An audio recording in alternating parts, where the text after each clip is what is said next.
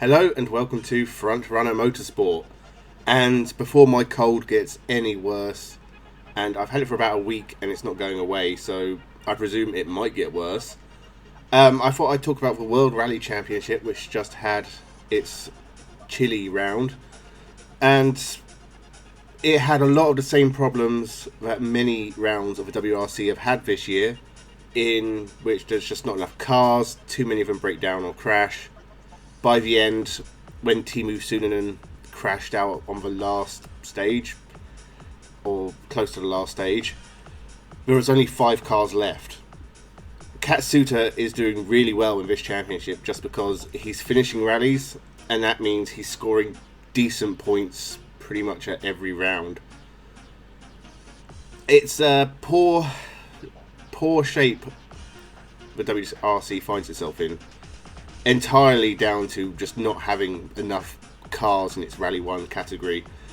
It's fine that the Rally 2 cars are getting a chance to be on the scoreboard and score points, but it's not really adding to the fight for the actual win in the top class, because I mean, by the second day, the difference between first and 10th is around about 10 minutes, which is how it should be. A very different class, but it's not very exciting to watch. You're not sort of looking at multiple places at the front and wondering who's going to close up on who.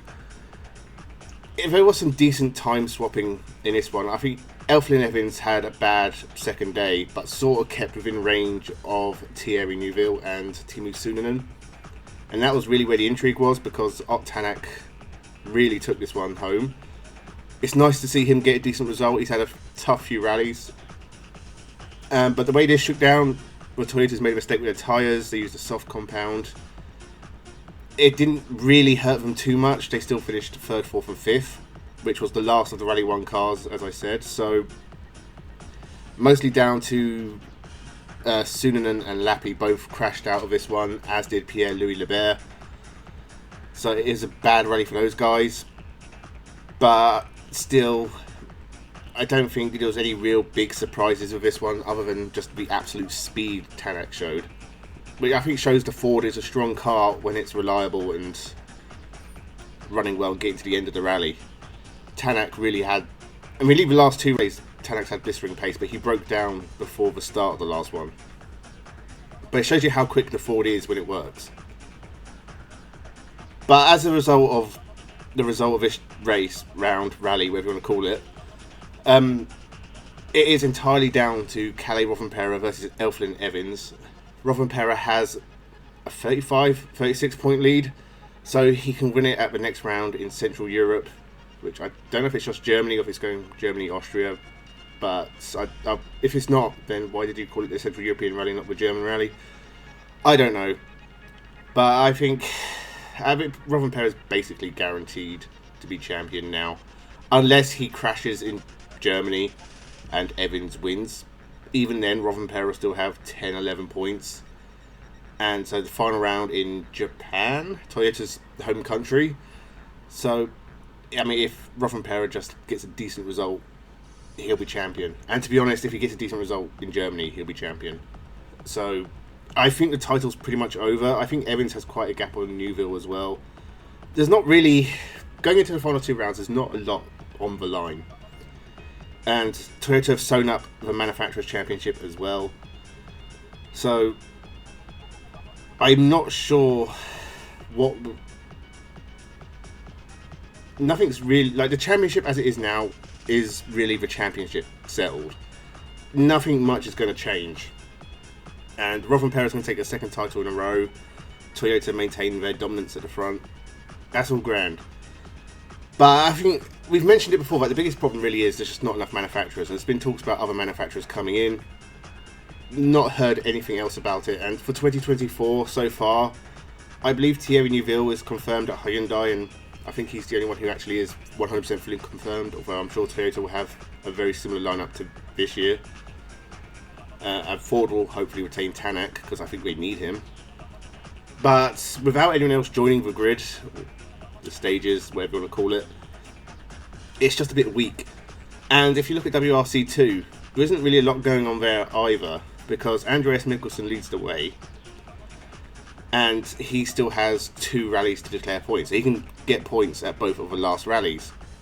Now, everyone behind him has only got 1, or in a few people's cases, 0. I think Gus Greensmith is in 3rd or 4th, and he's not a million miles off Mickelson, but I think he has used all 7 of his rallies. So that's it, he's done, that's it, it's finished. So I know Johan Rossell is in 2nd, he's 4 points behind Mickelson, and he has 1 rally left where he can declare points, whereas Mickelson can score at both. So Rossell needs to score at least 4 points more than Mickelson.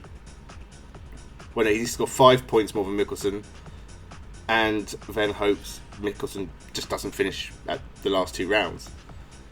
Otherwise, Mickelson's going to win a 2nd WRC2 title to go along with his 2 Intercontinental Rally Challenge Championships and his European Rally Championship.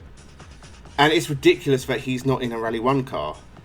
Even Oliver Solberg has done very well this year. He's looked quick. He should be in a Rally 1 car. And the fact that there's not space for them is a sign just of how broken the WRC is. Greensmith and Formal, they had their chance. It didn't go well for them at Ford, but I wouldn't be opposed to them having another chance. You've got Emil Lindholm, who won the WRC2 last year. He's not really got anywhere. Is it Kajatanovic, Sami Pinjara? I think some of these are quite young, and they probably will have chances in the future. Gregoire Munster as well. But there's a lot of decent rally talent out there who are just not getting a chance at the top, and that's what needs to change. And if it's a matter of cost, then make WRC2 the top category, because it would be better to have more competition than less but more expensive competition. If you took the Toyota Yaris and made it Rally 2, and it was going up against the Citroens and the Skodas, which I think are getting quite old now as well, so that surely must be a worry as well. I don't know how old the Ford Fiesta is that they use in WRC2. But they have Hyundais in that class, they have Fords in that class, so it's just, if you could drop the Toyota down and keep Citroen and Skoda involved somehow, you've got a pretty competitive class there, a lot of decent drivers. That could work. If not, you just got to bring more manufacturers in somehow, and if that means getting rid of hybrid and going full petrol, do that. Or, I mean, you can't, I know they've expressed that it's difficult for the World Rally Championship to go full electric, and I agree. And we don't know where hydrogen as a fuel source is going to be in the next few years, and maybe that'll be the future. I think the WRC particularly misses out on sound. Like, it does need, it's sort of the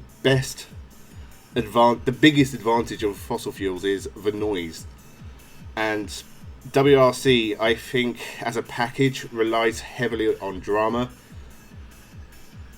You know, there's a lot to be said for a car sliding through a forest and making crackles and bangs.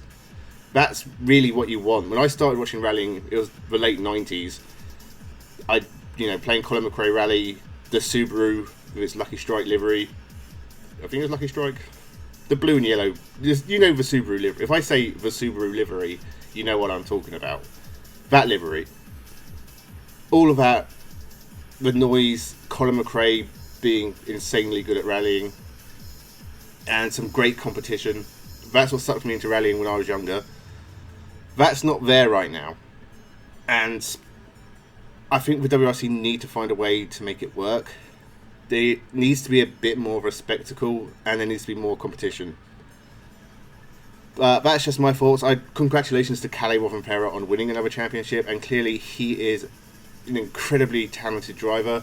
I don't really want to see another run of 9 years dominated by one driver, but I do fear that we may get at least a few more championships in a row for Kalle Rovanpera, especially if the grid doesn't change too much, because I think he is far better than everyone else.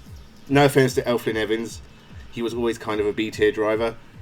I think he's done exceptionally well the last few years, really stepped up. So Toyota are definitely in a strong place. If nothing really changes, I can't see anyone beating Toyota for a few years.